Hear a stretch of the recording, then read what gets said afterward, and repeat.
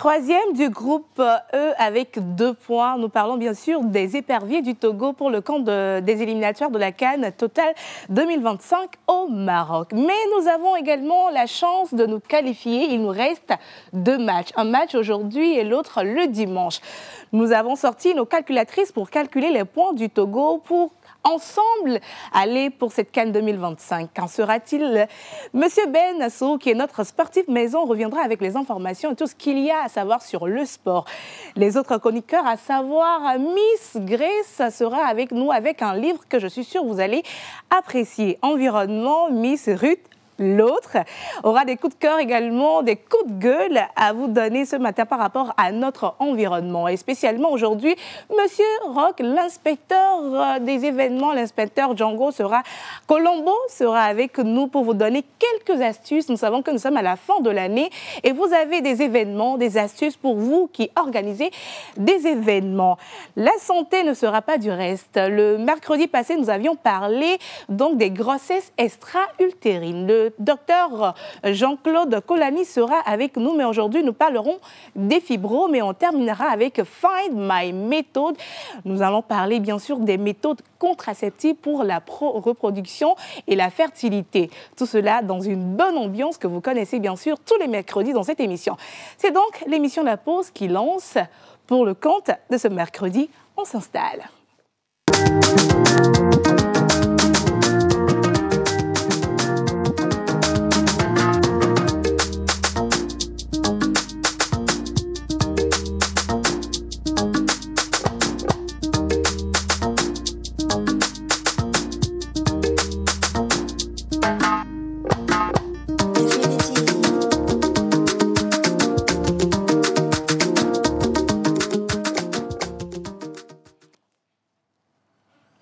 Voilà, mercredi, c'est toujours l'émission avec les chroniqueurs et nous allons commencer avec du sport. Je l'avais déjà introduit dans l'émission que le Togo a 2 matchs. Nous avons un match cet après-midi et un autre match le dimanche prochain.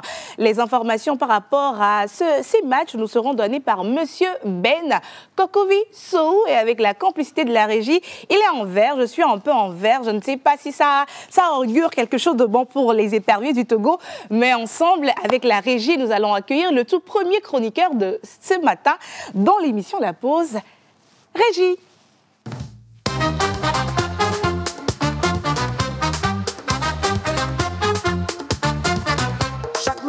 C'est le bonheur, regarde la télé avec joie.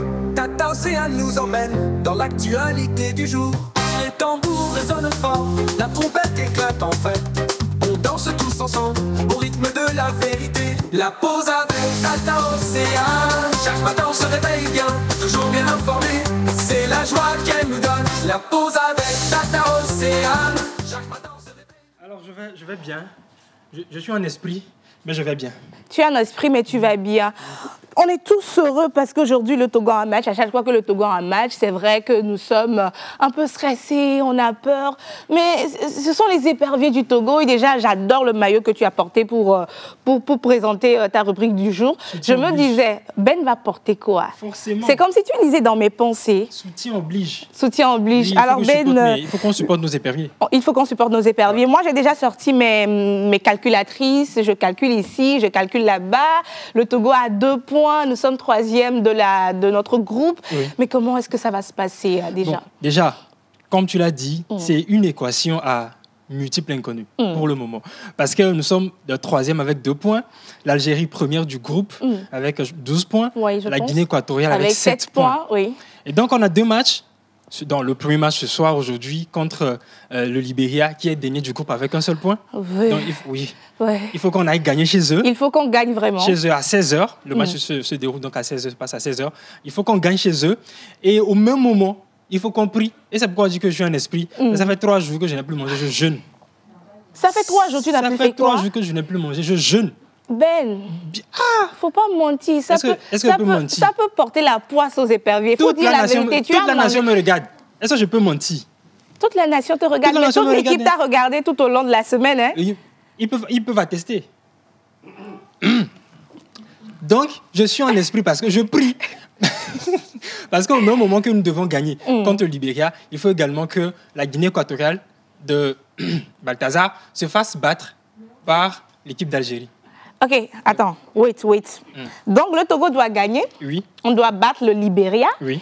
Et l'Algérie, qui est le premier du groupe, doit battre le deuxième, qui est la Guinée équatoriale. Justement. Eux, ils ont 12 points, 7 points, nous avons 2 points. Okay. Là, si l'Algérie bat la Guinée équatoriale sera à 7 points. Nous aurons, si nous battons le Libéria, nous aurons 5 points. Oui. Et donc, le match du dimanche, si les choses se passent comme cela, le match du dimanche serait une grande finale. Parce que si le Togo bat la Guinée équatoriale ici à Kégué le dimanche à 16h, nous aurons notre ticket pour Maroc 2025. Donc, on n'a pas droit à l'égalité, des victoires dans l'égalité. Non, cette fois, c'est la victoire dans l'égalité. Il faut laisser ça, il faut oublier même. Ouais. On veut victoire probante, une vraie victoire. Avec des scores fleuves, s'il faut. D'accord. Ouais. Donc, les éperviers du Togo ont 2 matchs cette semaine. Le premier match, c'est aujourd'hui à partir de 16h de l'autre côté du Libéria. Et nous sommes obligés de gagner. Est-ce que nous devons gagner avec beaucoup de buts ou bien un seul but, ça peut aller? Non, je pense que là où nous sommes là, si on peut mettre 5, mettons les 5. Si on peut mettre 5? Oui, mettons les 5. Parce que c'est vrai que c'est difficile pour le moment aux éperviers de pouvoir concrétiser les actions qu'ils construisent. Mais il faut vraiment mettre le paquet. Si on peut mettre 3, 4, mettons les 4 buts, quoi. Voilà. Alors, j'aimerais que les téléspectateurs nous donnent les pronostics par rapport au match d'aujourd'hui. Donc, je vais demander le téléphone de l'émission. Donc, moi, je donne déjà 2-0. Hein. Je suis assez modeste. Tu es modeste? Oui, très modeste. Non. Il faut pas exagérer. Hein. Allô, le vent? Non, c'est pas ça. En fait, il va les doigts bon, il va donc quoi, va douer. Parce que moi, on s'en a mis doué. Voilà. Je comprends. Donc on économise les buts. On économise les buts. On marque un peu contre le Libéria. On met le reste au Guinéen. Tu connais. Non, je suis intelligent. 2-0 en faveur du Togo aujourd'hui contre le Libéria, c'est ça. Oui. Voilà, les téléspectateurs peuvent nous donner également leur pronostic par rapport au match. Et le vendredi, ce sera contre la Guinée équatoriale, ici au stade de Kégué. Donc, il faut vraiment que la population se mobilise. Je sais... Il y a quelqu'un qui dit, il y a des vémis. Mais il y a même fanvi. Mais cabri-moi. N'a plus peur de couteau. Venez, on va aller. On est déjà à terre. Vous savez, quand vous supportez les éperviers comme ça, vous sortez, vous êtes en jaune, vert, rouge, blanc, là. Ça les motive. Mais comme on ne peut pas sortir pour aujourd'hui, là, pour vendredi, je serai au stade de Kégué. Ce dimanche, voilà, je serai au stade de Kégué. Donc, là, mais les platiqués, là, maïlo. Et bon, alors, ma plémiaille. Okay. Tu vas voir ce que nous, on va faire là-bas. C'est bien sûr, moi, je serai là. Tu seras là, non? Bien évidemment. Voilà, donc le rendez-vous, c'est pour ce dimanche au stade de Kégué. On a d'autres informations également. On a d'autres informations, on parle de sport. Je vais aller prendre le téléphone. Et donc, nous allons parler maintenant de judo. Oui. Et nous savons que depuis quelques jours déjà, la judokate française de nationalité togolaise, Clarisse Agbenienou, est au pays. Elle est revenue montrer ses médailles, saluer la population, les athlètes et tout. Et le samedi dernier, elle était au stade de Kégué où elle s'est entretenue avec les athlètes togolais, les jeunes comme les seniors. Elle s'est également entretenue avec les dirigeants du sport togolais. Nous avons un élément. Si la régie est prête, on va lancer pour percevoir le message qu'elle a eu à adresser au public qui était présent lors de cette petite conférence. Voilà, la vidéo très rapidement. Présente sur sa terre natale depuis quelques jours déjà et après avoir rencontré le ministre des Sports, Dr Lydie Bessi Kama, Clarisse Agbenienou, multiple médaillée aux championnats du monde et Jeux olympiques, a rencontré le samedi 9 novembre dernier à Kégué les jeunes athlètes togolais dans le but d'échanger et de faire partager ses expériences. L'importance de cette séance, c'était vraiment de leur dire que, avec peu de moyens, parce qu'ils pensent peut-être que je suis en Europe, que je suis en France, qu'il y a des moyens, mais j'ai commencé sans rien et qu'avec peu de moyens, on peut arriver à être grand et qu'en étant grand, après, ça pourra les soulager. Mais avant tout, c'est de la force de caractère, de la force physique, de la force mentale. Et avec ça, on peut décrocher la lune. Et il faut croire en leur rêve. Moi, j'ai toujours cru en mon rêve, même quand les gens me disaient que j'étais une fille, que j'y arriverais jamais dans un sport de garçon, qu'il valait mieux que je reste à la maison, que je fasse mes études. Et non, j'ai toujours pris conscience que mes valeurs, que ma force était d'aplomb. Donc il fallait que je travaille encore plus pour en arriver là où je suis. Ils auront parfois des chemins compliqués, mais il ne faut pas qu'ils se laissent abattre ou des gens qui leur disent ils ne peuvent pas, je ne vais jamais y arriver. Si eux se sentent, ils sentent que c'est possible ou ils ont envie d'aller plus loin, il faut vraiment qu'ils s'en donnent la peine. La force me vient d'ici, de mes origines, mais il y a un manque d'encadrement, d'entraînement pour qu'ils puissent faire valoir leur force, la force qu'ils ont. Donc c'est pour ça que je suis venue ici pour leur parler. Mais quand je parle aux athlètes, je parle aussi aux dirigeants, je parle aussi à toutes les personnes qui peuvent contribuer à ce que nos athlètes togolais aillent encore plus loin et à chercher des médailles internationales. Je leur disais encore il n'y a pas si longtemps que quand je suis allée aux Jeux Olympiques, j'ai vu une toute petite délégation de mon pays togolais et je me disais mais avec toutes les personnes fortes qu'il y a dans mon pays, c'est ça la petite délégation qu'il y a ici. Donc j'espère que d'année en année, d'Olympiade en Olympiade, la délégation va s'agrandir et qu'on va pouvoir apporter des belles médailles pour le pays. La quintuple championne du monde, sextuple championne d'Europe et double championne olympique donne par ailleurs rendez-vous au monde judo 4 aux Jeux Olympiques de Los Angeles en 2028 qui sera sa toute dernière compétition. Et donc, voilà le message qu'a eu à donner Clarisse Agbenienou au public sportif togolais qui était présent. Ils étaient vraiment nombreux. Il y avait également dans la matinée, bien avant qu'elle n'ait la conférence de presse, oui. Elle a eu également à s'entretenir avec des athlètes paralympiques parce qu'il y avait un concours paralympique au stade de Kéké dans la matinée du samedi. Voilà. C'est juste après ça qu'elle a eu à faire cette petite discussion avec les athlètes. Voilà, merci beaucoup à Clarisse. C'est bien qu'elle revienne au pays pour montrer ses médailles. Ça va donner également de la force aux jeunes et à toutes ces personnes-là qui sont également dans le domaine pour pouvoir travailler. Parce que, si tu travailles, tu seras toujours récompensé. Merci beaucoup. Je pense que tu as une dernière information par rapport à la rubrique qui touche un peu de la santé. Oui, nous parlons de sport, nous parlons un peu de santé. Ouais. Donc pour finir cette rubrique, nous allons parler de l'exploit réalisé par cet homme qu'on voit à l'écran. Il s'appelle Jonathan Pascal, qui est un triathlète américain âgé de 50 ans. Il a compéti lors de l'Ironman Hawaii. C'était le samedi 26 octobre dernier. Alors, c'est une compétition qui regroupe 3 disciplines. Quand on parle de triathlon, c'est une discipline sportive, mais qui regroupe en son sein 3 autres disciplines sportives, qui est la natation, qui a été faite la dernière fois sur 3,8 km. Oui, Jacques Chan ou bien... Oui, c'est vrai qu'il le ressemble un tout petit peu. C'est un Hawaïen, donc voilà. Et le cyclisme ensuite sur 180 km et finir donc avec un marathon de 42 195 km. Ce qui rend l'exploit assez retentissant, c'est le fait que cet homme a été diagnostiqué un cancer de stade 4 en 2022. Wow. Il a le cancer. Il a le cancer. C'est un cancer qui touche ses os et ses poumons. Donc, il n'avait que 5 ans d'espérance de vie en 2025 et en 2022. Donc, là, il ne lui reste que pratiquement 3 ou 2 ans à vivre. Wow. Mais malgré cela, il a tenu à faire ce triathlon. Et il a couru bien, il a maintenu cette activité sportive pendant 16 heures de temps. Wow. Oui, avec un cancer. Donc. Et même quand on voit un peu sur l'image, il a été inscrit sur son maillot, fuck cancer.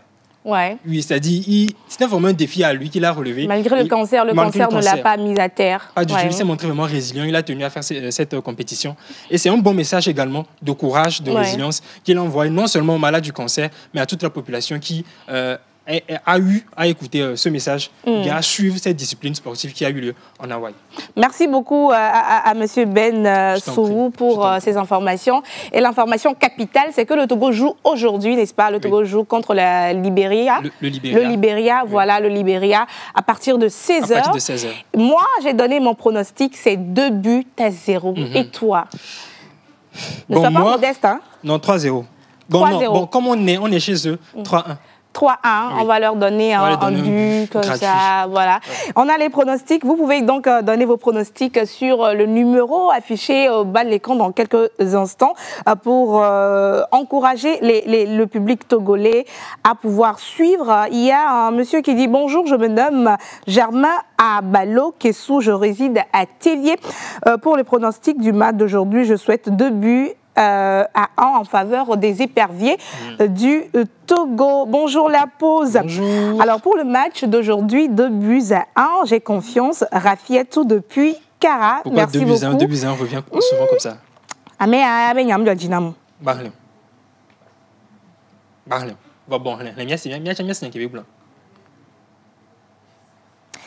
Que pronostic 1-1. Comment? Pronostic 1-1 comment? Pourquoi? On dit que le Togo doit gagner les 2 derniers matchs. Tu viens, tu dis pronostic 1-1. Monsieur Robert, depuis Kégué, je n'ai pas aimé. On n'a vraiment pas aimé. On n'a pas aimé. Est-ce qu'on peut faire ça? Est-ce qu'on peut faire ça? On dit le Togo doit gagner. Et puis il est à Kégué en plus. Il est à Kégué et puis il dit 1-1. Proche du stade comme ça. Pourquoi? On va le bloquer, non? On va le bloquer. Merci beaucoup. En tout cas, vous pouvez toujours envoyer vos pronostics en dernier message et on va recevoir les autres chroniqueurs qui disent coucou la pause. Coucou. Message aux éperviers. Vous là, c'est chaud, hein? Vous là, gagnez, hein? Sinon, on va se prendre dans l'allée. Bonne chance à vous. Au quartier, c'est Irma. On écoute. Coucou spécial à Paki Chenzu. Seigneur. Bonne émission. Merci beaucoup. On n'appelle pas sur le numéro, mais on peut quand même lire vos messages, les pronostics qui tombent. Un autre qui dit coucou la pause. Coucou. Alors, tous derrière les éperviers du Togo aujourd'hui, c'est aujourd'hui. Mais il n'a pas donné le pronostic. C'est Eliaka depuis Agbalepédo. On n'appelle pas. C'est qu'il a dit. Aujourd'hui, c'est aujourd'hui. C'est qu'on va gagner. Aujourd'hui, c'est aujourd'hui. On va gagner quand même. Merci beaucoup à tous les téléspectateurs qui nous suivent. Je rappelle que vous pouvez nous suivre en direct sur nos comptes sociaux. Nous sommes en direct sur YouTube, La Pause Émission TV. Nous sommes également en direct sur Facebook, toujours La Pause Émission TV, ou bien sur le compte, la page, voilà, d'Amé Océane Kodjia. Partagez le live, commentez, invitez également vos amis à nous suivre. Peut-être qu'il y a un CMI qui va tomber. On ne sait pas. On ne sait pas. Ça dépendra de comment vous partagez. Oui, donc partagez, likez, commentez. Commentez. Merci beaucoup à Ben. Avec toi, on va inviter notre prochain chroniqueur sur le plateau. On va parler environnement. Parce que sans l'environnement, je ne pense pas que nous serions ici en train de s'ouvrir. On serait peut-être malade, on allait avoir des maux de tête. Elle est là, elle défend l'environnement contre vents et marées avec la petite force qu'elle a. Excuse-moi, ma soeur. avec la petite force qu'elle a. Et bien sûr, avec la régie en musique, on va accueillir ici Miss Environnement, Miss Ruth Sassou.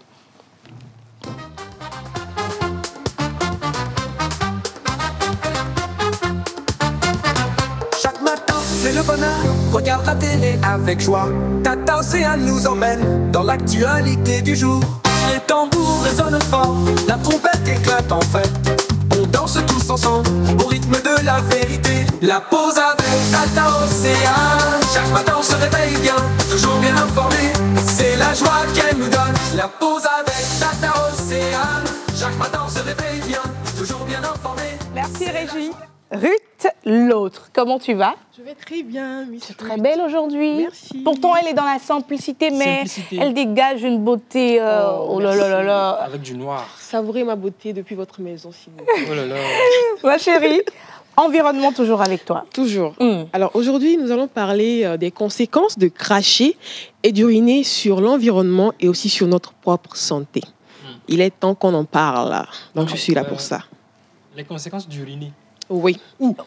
Sur les voies publiques. Ok. Uriner, j'en ai à les thèmes, les mois d'année, Afikola doit aller à Chanley. Voilà. Il y a. Et Chanley. Ok. Je pense qu'on va s'asseoir. Hein. On va s'asseoir. Elle a beaucoup à dire.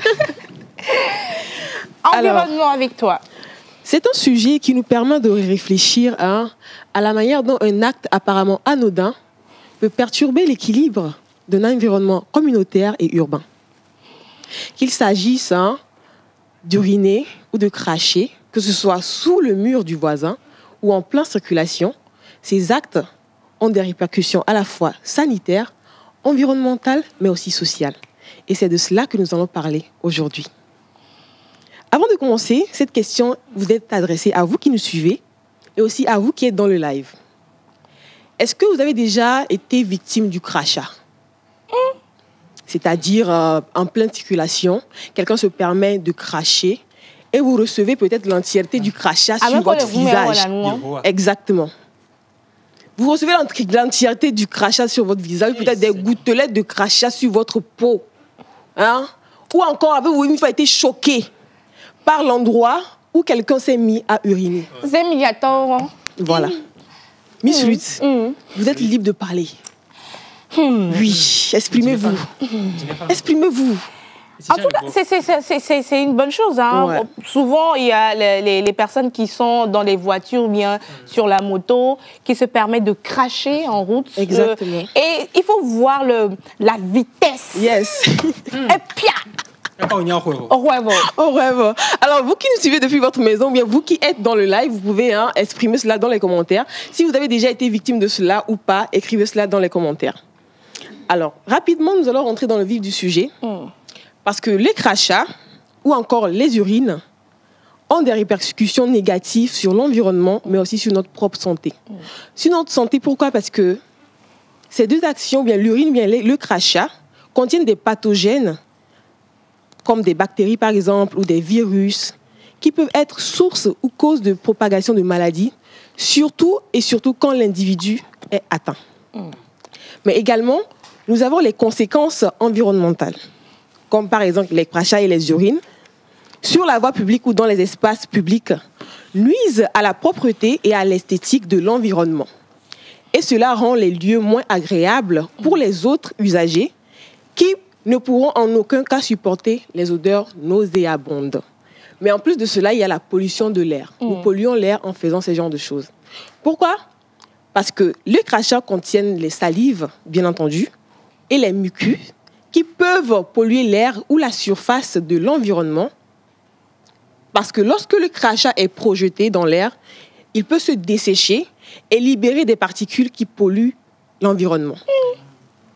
L'urine, quant à elle, lorsqu'elle est laissée à l'extérieur, peut contaminer le sol, les rues et même les cours d'eau à proximité. En particulier, si elle contient des produits chimiques ou des médicaments excrétés. À part cela, nous avons des conséquences sociales et comportementales. Le manque de civisme, en fait. Le fait de cracher un peu partout ou d'uriner un peu partout, sous le mur du voisin, à côté d'une revendeuse, sur le caniveau, en plein rue, vous êtes en circulation, vous voyez un monsieur qui sort son truc là et commence par uriner. Je n'étais pas coupée. Oui. J'étais sur Zemidja, et moi, j'étais sur Zemidja.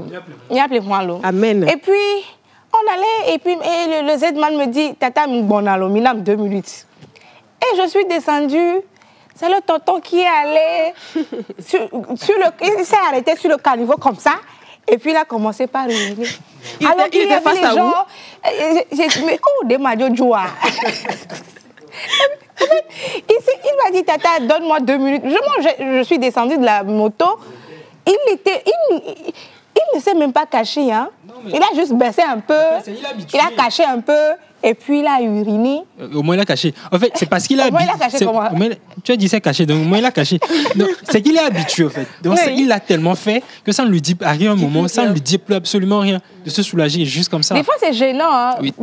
Tu as envie de faire un 100 pas dans le quartier et en plein milieu de la route, tu vois un tonton qui est sur le caniveau. Il est sur le caniveau comme ça, en train d'uriner. Tu ne sais pas si tu dois retourner. Tu dois continuer. Je continue ma route. Tu es gêné. Le pire, c'est que si tu en parles, ils te disent on me l'a dit dans l'eau. Voilà. Mais ce qui n'est pas bien, les urines, après un certain temps, produisent des odeurs. Exactement. Ça fait également que dans au niveau des caniveaux, ça sent en fait mauvais des fois. Parce que les urines sont accumulées. Et ça produit des odeurs. Très mauvais pour la santé. Merci beaucoup. On va terminer. Exactement, parce que non seulement c'est un manque de respect envers les autres, mais aussi un manque de considération et un manque de protection envers l'environnement. Et aussi, nous avons les conséquences légales, autant pour moi. Ouais. Dans certains pays, cracher dans la rue ou en circulation est d'ailleurs interdit par la loi. Et c'est par manque de respect envers l'espace public. Et cela peut même aller jusqu'à être puni par des amendes. Enfin, nous avons aussi les conséquences sociales. Voilà, comme nous venons d'en parler. C'est un manque de respect envers les autres, mais envers aussi la population et aussi l'environnement. En outre, nous allons dire enfin que la pollution de l'environnement n'est pas forcément créée uniquement par les déchets ou encore les déchets physiques ou liquides. Notre propre excrétion, comme l'urine ou encore le crachat, est aussi source de pollution de l'environnement. Nous devons donc prendre des dispositions. Dans certains pays, je crois qu'il y en a aussi au Togo, il y a des toilettes publiques qui sont mises un peu partout, où nous pouvons aller, même si c'est à 25 francs ou à 50 francs, nous soulager et revenir vaquer à nos occupations, au lieu de tout le temps jeter nos crachats ou encore nos urines sur la route ou encore sous le mur du voisin. Ce sera tout pour aujourd'hui et merci à vous. Rendez-vous la prochaine fois, le mercredi prochain, pour un nouveau épisode. Merci beaucoup à Miss Ruth, l'autre. Donc, dorénavant, vous voyez sur les murs, on écrit interdit d'uriner, amende, 40 000 francs CFA. Mais ça ne fait peur à personne. Oui, bizarrement, ça ne fait peur à personne. C'est là que tu trouves en fait des gens en train d'uriner. Tu vas voir, on a écrit interdit d'uriner, mais c'est là-bas que si tu passes, tu seras asphyxié. Merci beaucoup. Je pense que le message est passé. La protection de l'environnement, ça encombre à tout le monde. Il faut pratiquer des actes qui honorent premièrement l'environnement et qui nous honorent aussi. Merci beaucoup. On va lire quelques messages et le prochain chroniqueur sera avec nous dans quelques instants. Il s'agira bien sûr de Miss Grace, Miss Livre. Un message de Monsieur Eric depuis la Kéran qui dit « Bonjour la pause, le match d'aujourd'hui, le Togo va gagner 4 buts à 0. Merci beaucoup. Bonjour la pause. Bonjour.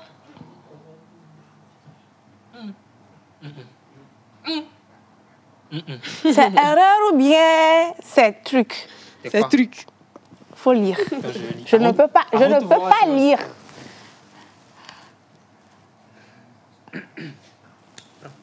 Affaire, je suis pas dedans. On ne lit pas. Non, on ne lit pas. Je vais bloquer le numéro. Monsieur 97, je vais bloquer le numéro. Depuis Kpalimé, merci de nous suivre depuis Kpalimé, mais tu ne peux pas, tu es contre le Togo, pourquoi? Vraiment? C'est pas bien. Oh là là. Bonjour, la pause. Bonjour. Alors, je réponds au nom de Monsieur Sa, depuis Kara Sud. Pour moi, le Togo doit gagner 3 buts à 2. Allez, les éperviers du Togo. Togo 3, Libéria 1. Merci beaucoup. Coucou la pause. Alors, triplé du Togo de la part de Thibaut Clidier, 3-2 en faveur du Togo. Okay. Voilà, il y a beaucoup de messages. Le Togo va gagner. Le Togo va gagner. Merci beaucoup. Alors, très chers téléspectateurs, vous êtes en direct sur la télévision nationale. C'est l'émission La Pause. Et bien sûr, c'était la rubrique Environnement avec Miss Ruth. L'autre place maintenant à la gracieuse Miss Grace pour la littérature.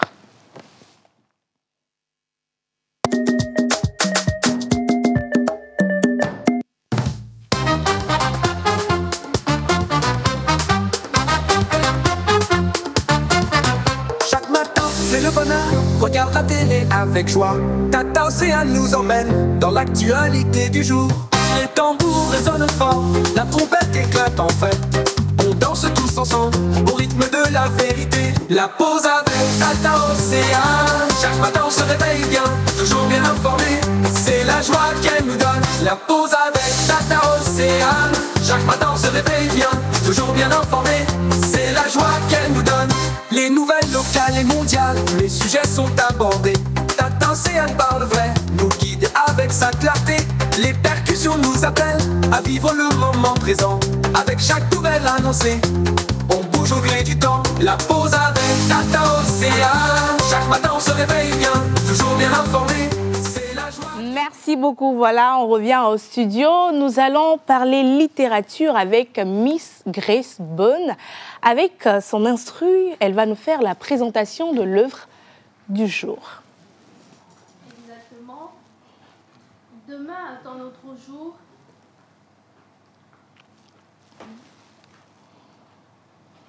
Je disais donc qu'aujourd'hui, nous allons étudier le livre « Demain attend notre jour » de Laurie Nelson Spellman. C'est un roman émouvant et inspirant qui raconte l'histoire d'une jeune femme de 34 ans qui verra sa vie être basculée après le décès de sa mère. Brett vivait une vie tranquille, parfaite. Elle était employée dans l'entreprise de sa mère, lui une entreprise de cosmétiques, un petit ami, un appartement confortable. Cependant, lorsque le testament de sa mère est lu, elle verra sa vie être basculée. Sa mère lui lance un défi inhabituel pour hériter de toute sa fortune. Elle devra réaliser tous les vœux, tous les désirs qu'elle a rédigés sur une feuille à l'âge de 14 ans. Au début hésitante, elle décide finalement de partir à la quête et réaliser tous ces vœux-là. Elle rompt avec les relations superficielles. Finalement, elle s'en va, elle réalise les désirs sur cette feuille-là. Demain attend notre jour de Laurie Nelson, nous amène à affronter nos peurs, à réaliser nos rêves qu'on avait tout petits. Elle aborde également des thèmes liés à la tolérance, à la quête de soi, au courage. Je vous invite à lire ce livre-là pour relever l'estime de soi. Ce livre est hyper intéressant. Et si vous êtes à la maison, vous avez également des souhaits, peut-être tout petits, vous avez eu à réaliser, à écrire un souhait sur une feuille. Dites-moi, quel est ce rêve-là que vous auriez aimé réaliser tout petit? Donc, c'était le résumé du roman Demain est un autre jour de Laurie Nelson que j'ai pris plaisir à résumer pour vous.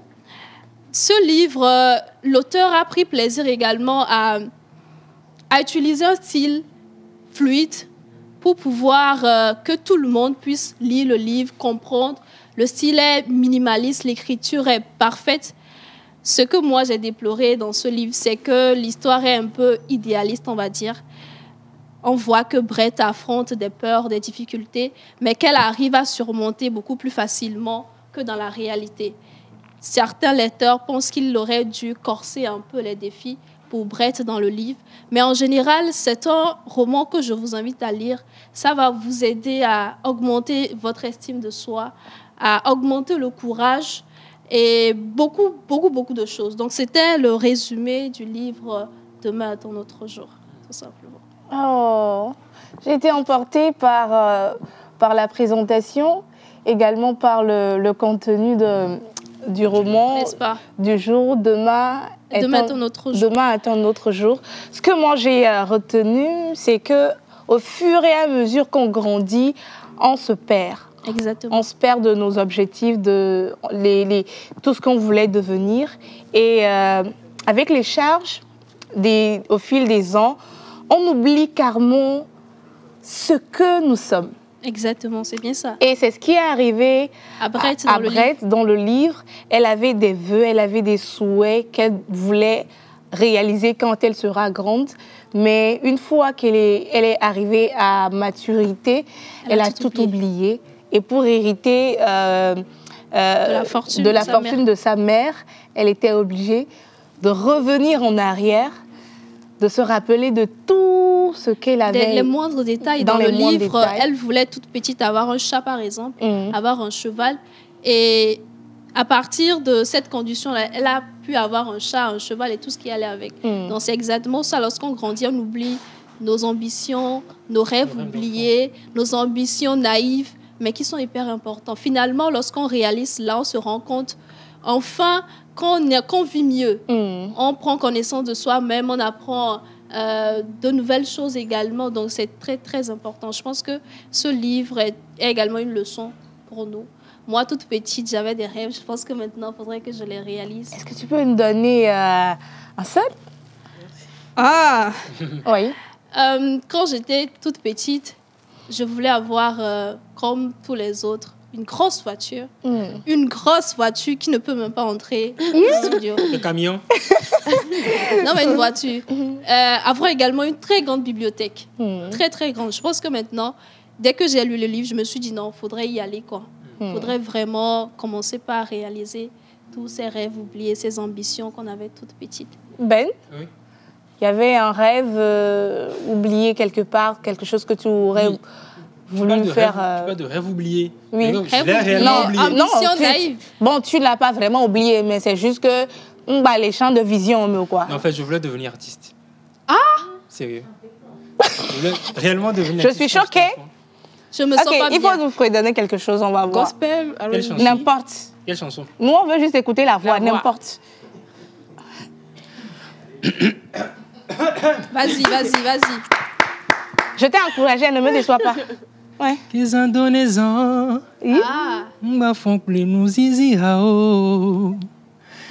Qui nous kena nous kekea. Mba font plus nous blâme beha. Fofo nya fofo. Poglinam pour onambe ma bonulo. Ah. Fofo nya fofo. Poglinam pour onambe ma djijolo. Il dit ça fait du bien de fois. Tu chantes, c'est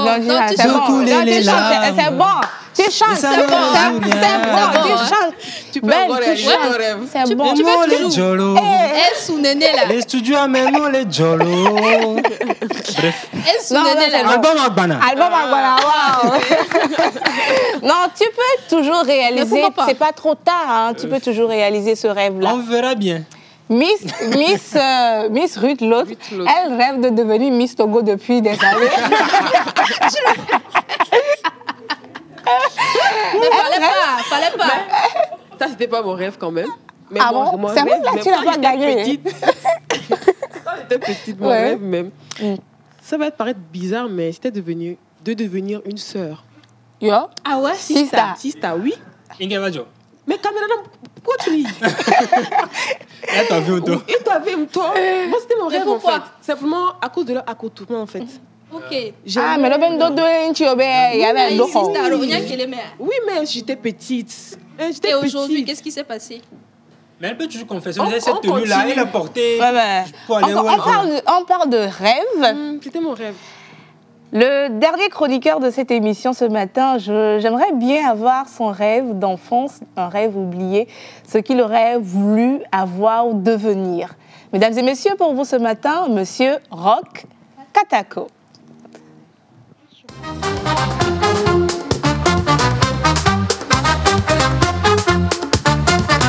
Chaque matin, c'est le bonheur. Regarde la télé avec joie. Tata Océane nous emmène dans l'actualité du jour. Les tambours résonnent fort, la trompette éclate en fête. On danse tous ensemble au rythme de la vérité. La pause avec. Inspecteur Colombo, C'était ça son rêve. votre rêve c'était de danser? Alors, mon rêve, c'était de danser, c'était de devenir un danseur. À la télé. Mais non, pas à la télé, Tu as eu deux pieds gauche. malheureusement. Alors, comment tu vas? Alors, je vais très bien. Bonjour tout le monde. Bonjour. Chers téléspectateurs. Et aujourd'hui, nous allons parler des événements. Nous allons donner quelques astuces pour devenir organisateur d'événements, particulièrement ce qui serait utile si vous envisagez d'en faire un business au Togo. Voilà. Intéressant, hein? Est-ce que vous aimez déjà? Bon, on est galé, mais hein, on aime. Hein?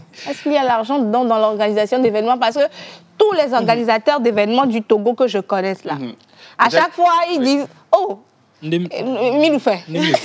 À chaque fois, ils disent « Milou organisé, quoi on va aller voir ?» Invitation, on est quoi? Alors, c'est justement pour ça que j'ai 8 astuces pour vous ce matin. Et si vous êtes à la maison, prenez vos stylos, prenez votre cahier et notez ces 8 astuces. Ok. Alors, le premier, c'est la planification rigoureuse. Dans planification rigoureuse, je mets le calendrier clair. Vous devez fixer des échéances pour chaque étape de l'événement. Par exemple, les réservations, la promotion, la répétition. Vous devez faire tout ça. Alors, le second, c'est le budget détaillé. Vous devez faire un budget, préparer un budget qui inclut tous les postes, les dépenses, le lieu, le décor, la restauration et la communication. Parce que c'est très important. Alors, le deuxième, c'est connaître votre public cible. Donc, si vous voulez faire un événement, vous devez identifier les besoins et les attentes de vos participants en âge, les intérêts, les préférences et adapter le thème, la musique, les animations et la nourriture en conséquence. Ça, c'est très important. Voilà. Alors, le 3, c'est le choix stratégique du lieu. Ouais. Vous devez sélectionner un emplacement accessible avec un bon stationnement et un accès facile au transport public. On ne peut pas venir à un événement, rester sur un lieu, ne pas savoir où garer sa voiture ou sa moto. Donc, il faut cibler. Vous devez vérifier les équipements disponibles sur place. Par exemple, l'éclairage, la sonorisation, le mobilier, tout ce qui va avec. Vous devez voir ça. Alors, la quatrième des choses, c'est le marketing efficace. J'espère que vous notez. Très bien. Le marketing efficace, le premier, ce sont les réseaux sociaux. Vous devez créer une page dédiée à votre événement et publier régulièrement du contenu attrayant. Je dis bien du contenu Attrayant. ce qui peut nous attirer à venir à votre événement. Voilà. Alors, après cela, vous devez envisager les partenariats. Le partenariat, vous devez collaborer avec des influenceurs locaux ou des entreprises pour atteindre un public plus large. Je dois revenir sur l'affaire des influenceurs parce qu'aujourd'hui, la plupart de ceux qui organisent des événements, ils prennent des gens qui ne peuvent pas leur amener la cible qu'ils veulent. côté influenceur. Donc, vous devez revoir ça, étudier l'influence, ce que la personne peut vous apporter. Sinon, mais avec Gala, il nous voilà. Vous devez faire des flyers et des affiches. Partager, vous devez mettre des panneaux dans la ville. N'hésitez pas à utiliser les supports physiques dans des endroits stratégiques. C'est très important. La cinquième des choses, c'est la gestion des imprévus. C'est très important. Il faut toujours prévoir un plan B, prévoyez des solutions alternatives pour les problèmes fréquents, comme le mauvais temps, les pannes techniques. C'est très important. Et aussi, je crois que, je ne sais pas si au Togo, les gens ils souscrivent à l'assurance événementielle. Ah, il y a ça aussi. L'assurance événementielle. C'est très important. L'assurance vie seulement, on connaît. il faut souscrire à l'assurance événementielle. Parce qu'il y a, si certaines choses se gâtent, on pourra restituer ça. Voilà. Alors, la sixième des choses, c'est l'expérience client. Vous devez toujours mettre en place un système d'accueil chaleureux et efficace. Prendre des hôtesses, des belles filles surtout. Parce que souvent, moi, je ne peux pas venir à un événement et voir, entre parenthèses, une hôtesse qui... Qui quoi? Je serais tenté de repartir. La beauté est relative. Je serais tenté de repartir. Écoute ce que les filles te disent. La beauté est relative. Mais entre nous, on sait qu'il y a beauté puis il y a beauté. Voilà. Merci beaucoup. Alors, vous devez demander des retours après l'événement pour améliorer les futures éditions. Voilà. La septième des choses, c'est travailler en équipe. Vous devez toujours travailler en équipe. Déléguer les tâches à des membres fiables. Oui, très important. Déléguer des tâches à des membres fiables. Très important. Très important. Ouais. Assurer que chacun connaît ses responsabilités. Si je mets Ruth à la nourriture, je ne dois pas retrouver Ruth là où il y a le micro. Voilà. Quelle Ruth? Ruth. OK. Ruth. Tout le monde, quoi. Voilà. Ce qui est sûr, si vous me mettez à la nourriture, il faut savoir que vous n'aurez pas de problème. Pas de problème. Des pintomaguins. Oh. Mia tenté. Mi tenté, mia quoi. OK. Alors, vous devez organiser des réunions régulières pour suivre l'avancement de votre projet. Et la huitième des choses, c'est établir un réseau. Ouais. Établir un réseau, c'est construire des relations avec des fournisseurs locaux, des traiteurs locaux, décorateurs, techniciens, collaborer avec d'autres organisateurs d'événements pour des conseils ou des projets communs. C'est important. Et ces pratiques peuvent non seulement assurer le succès de vos événements, mais aussi renforcer votre réputation dans le milieu événementiel. Alors, ce sont les 8 astuces que j'aimerais partager à tous ceux qui envisagent être des event planners aujourd'hui. Et voilà tout. Merci, Roch. Je pense que tous les organisateurs d'événements, nous sommes à la fin de l'année. Il y a des événements bientôt. On verra les affiches partout sur les réseaux. J'espère que vous avez noté les 3 astuces que M. Roch Katako vient de vous donner. Les 8 astuces. Et si vous ne le faites pas, je serai là pour vous juger. Voilà, il sera là pour vous juger. Dans 2 minutes, nous allons recevoir notre tout premier invité. On parle de Find My Method, on parle des contraceptifs, de tout ce qu'il y a sur la sexualité qui sont aujourd'hui tabous. Nous serons bien sûr avec Monsieur Gilles Chaffa, qui est donc CEO de Markeo, donc dans quelques instants. Mais pour l'heure, nous allons lire quelques messages, les pronostics qui pleuvent. Monsieur Ayivi Dodi, coiffeur, face au Centre culturel de ville de Noirtier. Bonjour Monsieur le coiffeur, la publicité est passée. 4-0, 4-1 en faveur du Togo. Merci beaucoup. Cucu la pause. Cucu. Alors, 2-0 en faveur du Togo. André depuis Pagoda, merci beaucoup. Alors, il y a Germain depuis Zonguera qui aimerait savoir si le match sera diffusé sur la télévision nationale. Restez, nous allons vous donner les informations dans quelques instants. 3-0 en faveur du Togo. J'espère que vous... Voilà, les gens sont... Miladoudi, hey, on va gagner. Voilà, merci beaucoup à tous ceux qui nous suivent en direct sur la télévision nationale et également sur les réseaux sociaux. N'hésitez pas à partager le live. Laissez également vos pronostics en commentaire et nous allons les lire pour vous. On va marquer une toute petite pause et on va recevoir notre tout premier invité de cette émission.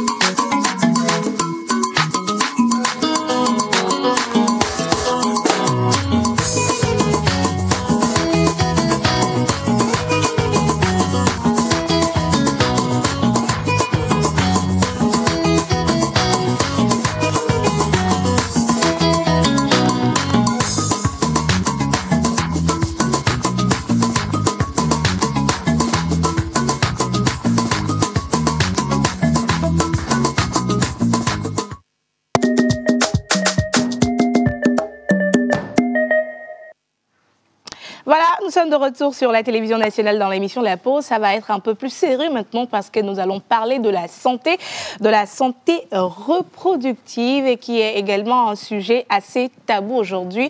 Mais nous sommes avec Monsieur Gilles Chaffard. C'est un plaisir de vous retrouver sur ce plateau. Bonjour Ruth. Oui. Et je n'oublie pas l'autre Ruth. Voilà.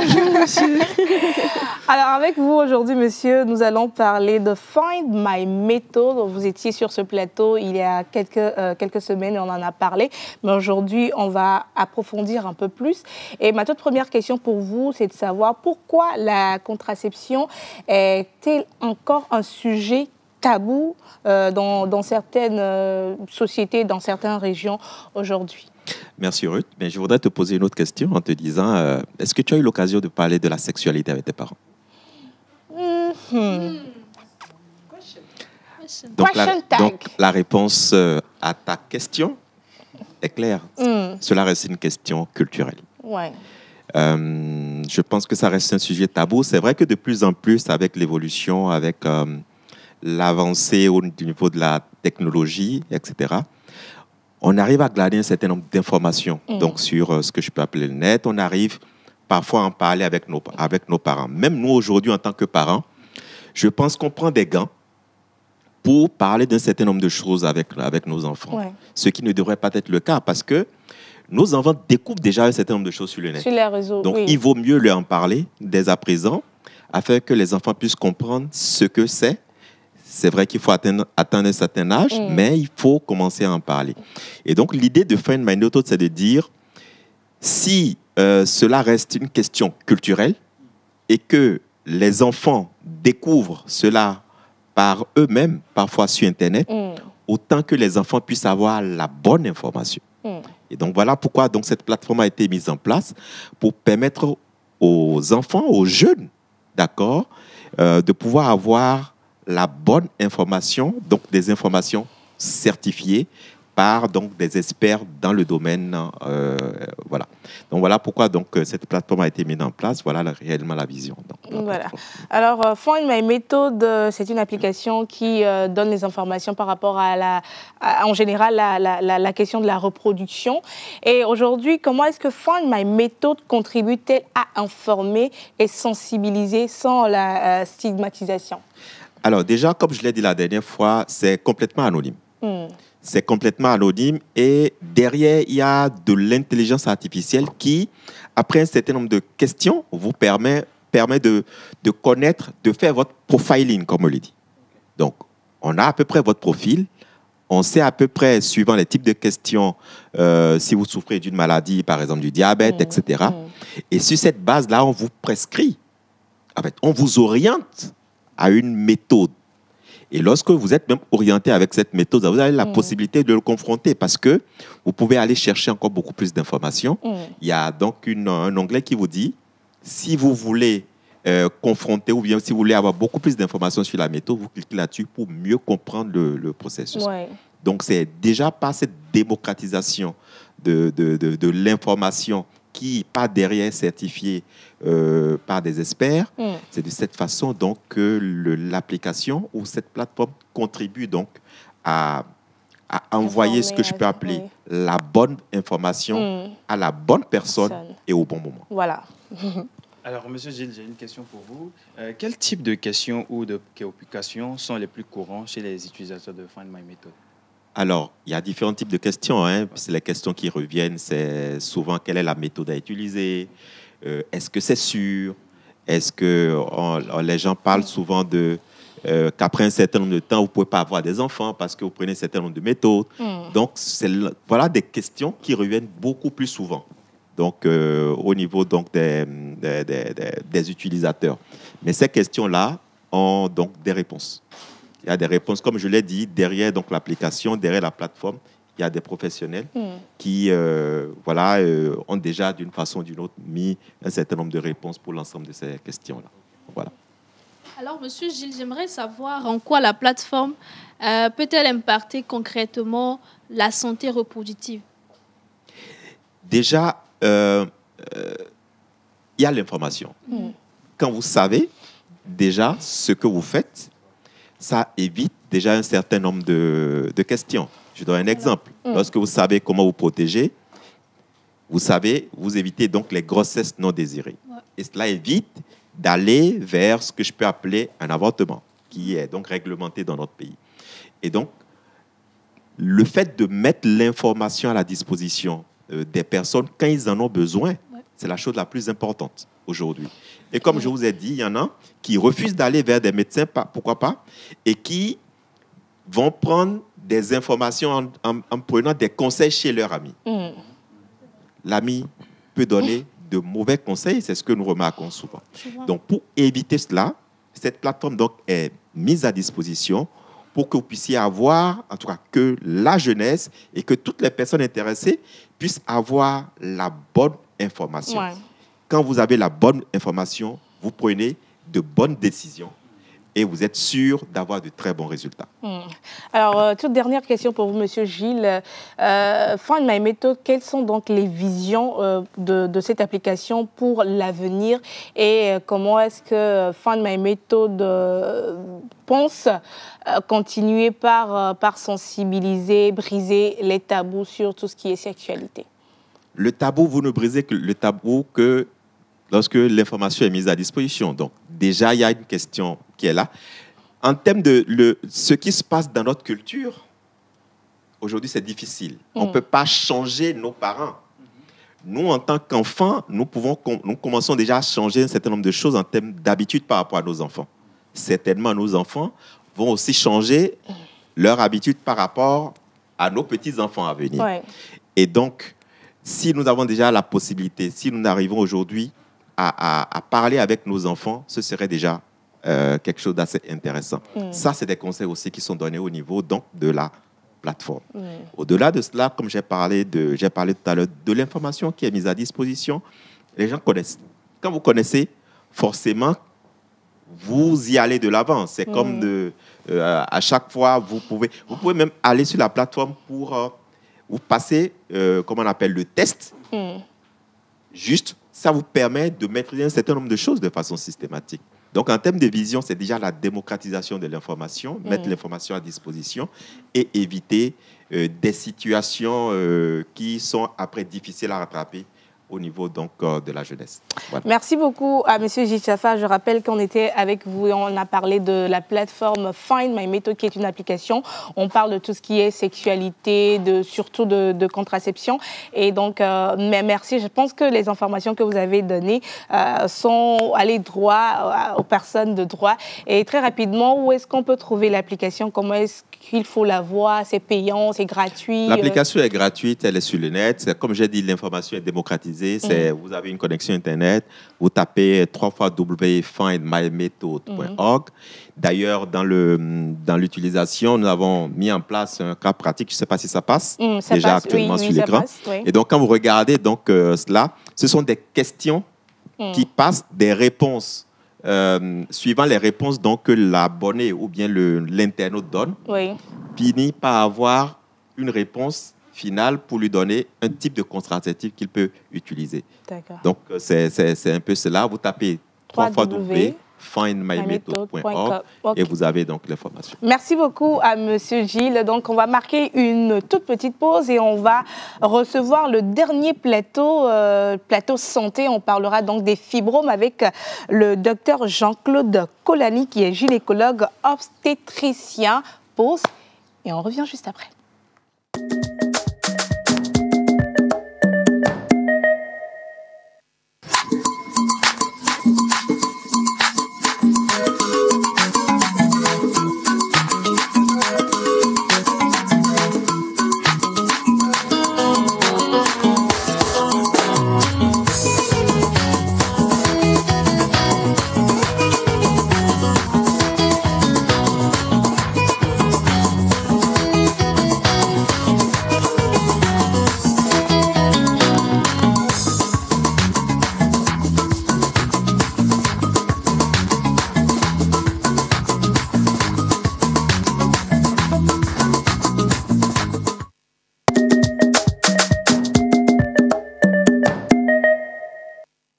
les fibromes. Aujourd'hui, beaucoup de femmes en souffrent, mais ne sont pas en mesure de savoir quelles sont les causes, les symptômes et les conséquences et comment également traiter les fibromes. Et aujourd'hui, sur ce plateau, nous avons le docteur Jean-Claude Kolani qui a accepté une fois encore notre invitation pour nous parler des fibromes. Je rappelle qu'il est gynécologue obstétricien et avec la complicité de la régie, on va se mettre debout pour recevoir le docteur Jean-Claude Kolani. Musique. Chaque matin, c'est le bonheur. Regarde la télé avec joie. Tata Océane nous emmène dans l'actualité du jour. Les tambours résonnent fort, la trompette éclate en fête. On danse tous ensemble au rythme de la vérité. La pause avec Tata Océane. Chaque matin, on se réveille bien, toujours bien informé. C'est la joie qu'elle nous donne. Merci beaucoup. Alors, docteur, bonjour, comment vous allez? Je vais bien, je vais très bien. Je vais m'asseoir. Vous pouvez vous asseoir. Vous faites maintenant partie de la famille, donc... C'est ce que j'ai compris. Alors, docteur, comment ça va? Ça va bien, vous m'avez donné le goût de Oh là là. Oui, le goût de prendre une pause. Parce que bien souvent, à Paris, c'est le summum de mes activités. Oui, oui. Et là, depuis la fois dernière, je me dis, pourquoi pas? Voilà. Il faut poser. Il faut poser, merci beaucoup. Aujourd'hui, nous allons parler des fibromes. Ouais. Mais la première question, c'est de comprendre c'est quoi déjà un fibrome. J'ai ramené j'ai fait dire mon utérus. Vous avez ramené votre outil, oui? J'ai ramené l'outil. Vous savez, il y a quelque chose pour rien, c'est grandeur nature. Hein. C'est comme ça que l'utérus est. Oui, normalement? Oui, c'est pratiquement comme ça. Wow. Voilà. Et donc, vous savez très bien, c'est l'organe de reproduction, comme on le sait. Mais son rôle essentiel, hein, c'est garder un bébé et le faire sortir au jour de l'accouchement. 9 mois après. Et quand il n'y a pas de bébé, il y a les règles, vous savez. Alors, donc, retenons pour ce qui nous concerne aujourd'hui qu'il y a ça, qui est ce qu'on appelle le muscle utérin. C'est comme la chair. C'est comme la chair rouge, la viande rouge. C'est comme ça exactement. Alors, je rappelle qu'il y aura des images qui vont passer, mais c'est des images assez sensibles. Donc, on s'excuse auprès des téléspectateurs qui pourront peut-être être choqués par les images. Et puis, il est justement important de voir ce qu'il en est, parce qu'on se donne des idées. Et les gens disent, c'est comme si quelque chose bouge dans mon ventre. Est-ce que c'est du vivant? Donc, on ne comprend pas. Assimiler le fibrome à un morceau de chair. C'est tout. Et donc, en réalité, ce n'est pas doté de vie, comme on dirait, ça bouge dans mon ventre, ça marche. Non, ce n'est pas ça. Donc, si je reviens à mon utérus, à mon utérus. Oui, votre utérus, oui. Ici, c'est la chair. Et on ne sait pas trop pourquoi, en fait. On ne sait pas trop pourquoi. Il y a une partie qui va pousser de trop. La chair? Oui, la chair va pousser un peu de trop. Oui. Donc, vous voyez là, un jour, quelque chose pousse là. Et se développe. Et se développe, grossit encore, ça ne tombe pas. Hein. Oui. Ou ça pousse à l'intérieur comme ça. Ça peut pousser jusqu'à sortir là, au niveau du col. Ou encore, ça pousse en surface et ça s'accroche. Et ça se développe. Vous voyez? C'est ça les différents types de fibromes. Je crois qu'à l'écran, vous avez... Voilà. Mais j'ai dit tout à l'heure que l'utérus, s'il n'y a pas de grossesse, a pour rôle d'essayer d'avoir une grossesse. Et quand il n'y a pas de grossesse, ça saigne.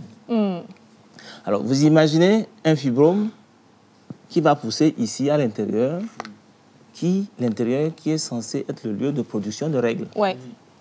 Qu'est-ce qui va se passer au moment des règles? Il va perturber le système. Et donc, la femme aura tendance à saigner.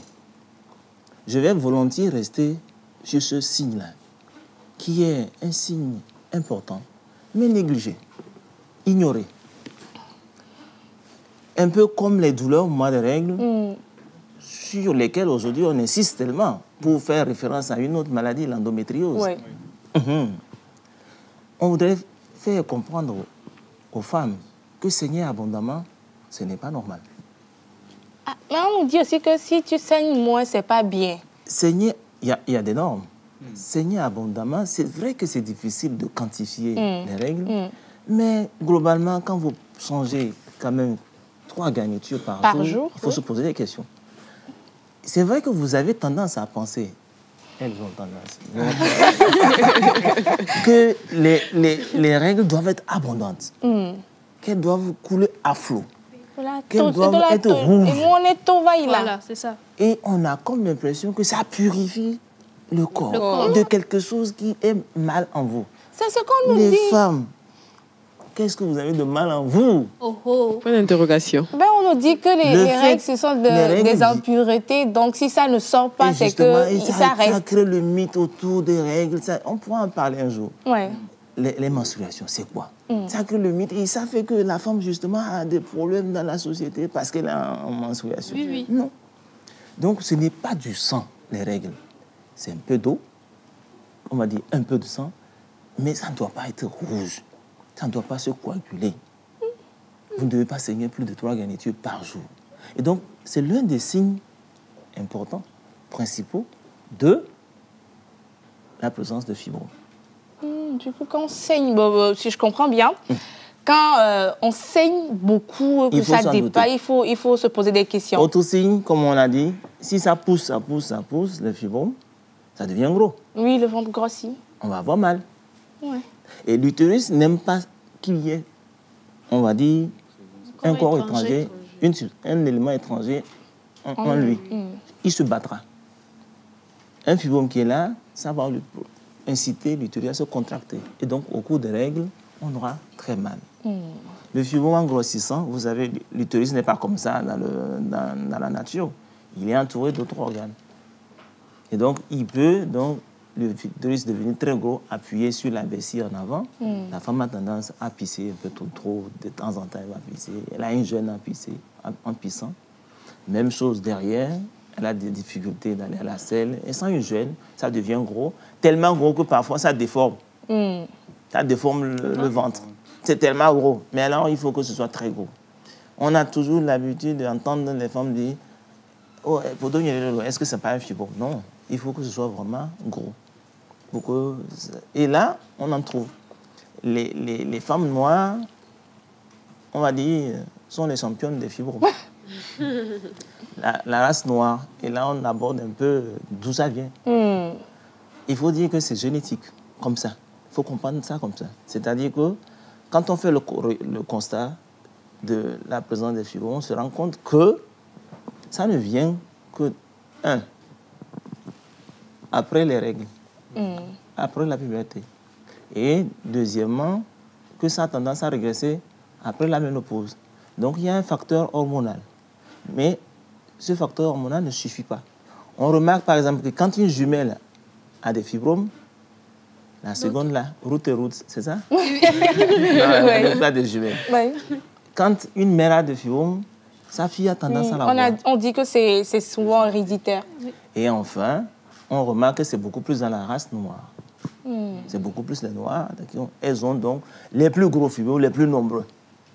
Finalement, ça nous amène à dire que c'est plutôt l'argument génétique qui est d'abord la première cause. Et que autour, le fait que je vous disais que seulement le fibrome ne vient qu'après la puberté et que ça disparaît, ou que ça régresse après la ménopause, c'est qu'il y a un facteur hormonal. C'est ce qui fait qu'on va vous dire, oui, si vous mangez certaines choses, oui, ça risque de manger, même c'est trop, il faut dire que quand on prend certaines substances qui ont des hormones, ça risque d'entraîner la croissance du fibrome qui est déjà, on va dire, quelque part dans votre utérus qui n'attend que le feu ou l'essence qui est l'hormone pour grandir. Aujourd'hui, dans la nature, il y a plein de choses.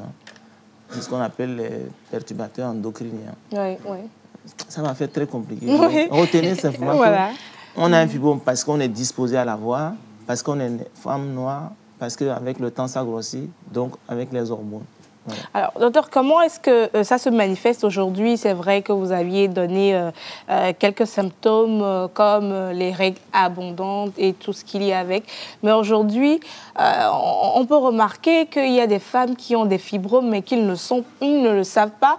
J'ai connu une dame qui se croyait enceinte. Elle se croyait enceinte jusqu'à ce qu'elle n'aille à l'hôpital. Et c'est là on lui dit qu'elle a un gros fibrome et qu'ils étaient obligés de lui faire une opération. Mais aujourd'hui, quand on n'a pas ces symptômes-là, comment est-ce qu'on peut savoir effectivement qu'on souffre peut-être de fibrome? Ça, c'est intéressant de le remarquer, de faire dire que finalement, le fibrome, ce n'est pas un problème. Normalement. Quand il ne vous gêne pas, ne le gênez pas. Oui, ce n'est pas un cancer. J'ai vu dans les photos qu'on défilait tout à l'heure, il y avait de tout petits fibromes alignés, une dizaine. Sont variables, oui. De la tête de l'épingle à la tête d'un bébé, on pourrait un peu dire.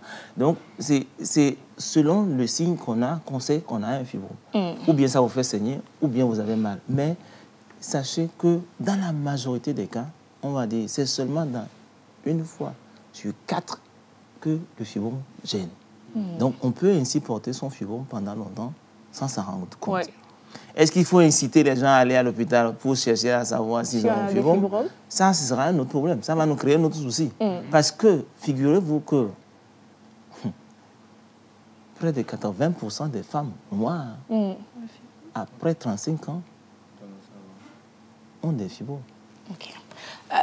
Ça me permet de comprendre une chose. C'est pour demander, si on fait dans cette salle une échographie aux femmes qui sont là, ce ne serait pas étonnant qu'on trouve des fibromes.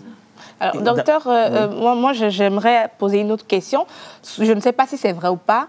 On dit souvent que les fibromes, est-ce que c'est vrai?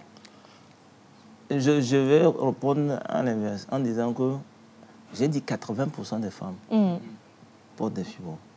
Mais regardez, autant de femmes, sinon plus, ont des enfants. Ouais.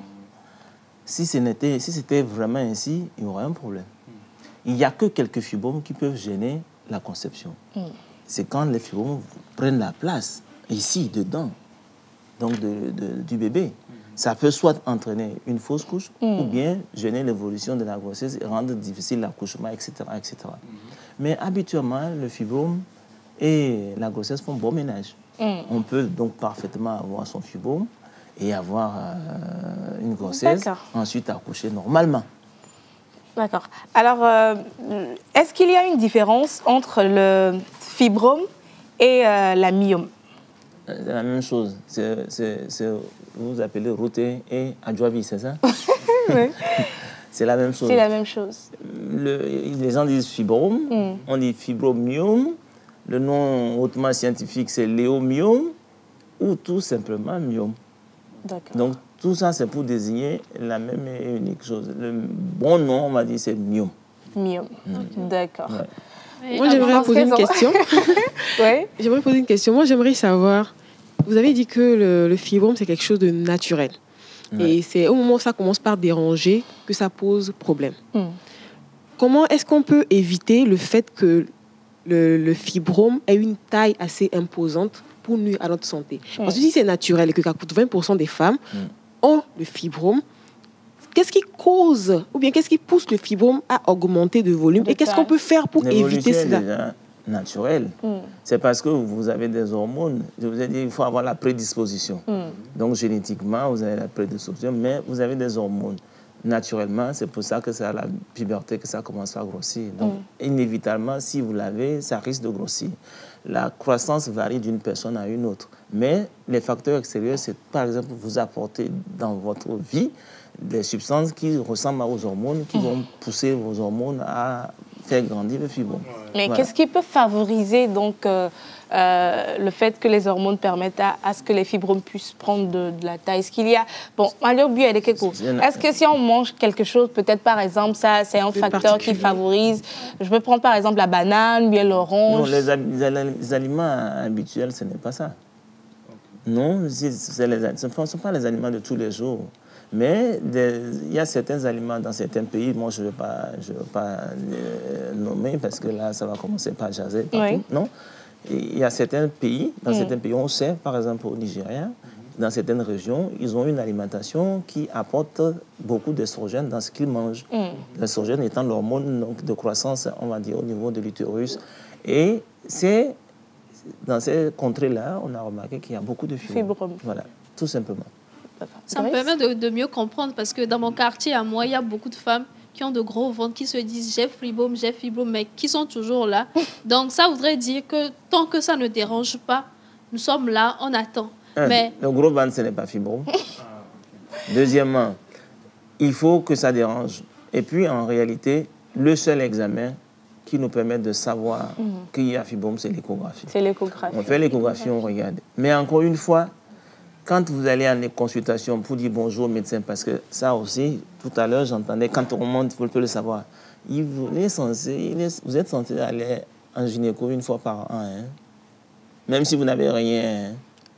Le message est passé. Bon. Donc, si vous allez à vos consultations ordinaires, il ne sera pas étonnant qu'on dise que vous avez un petit fibrome. Oui. Mais ça nous revient maintenant.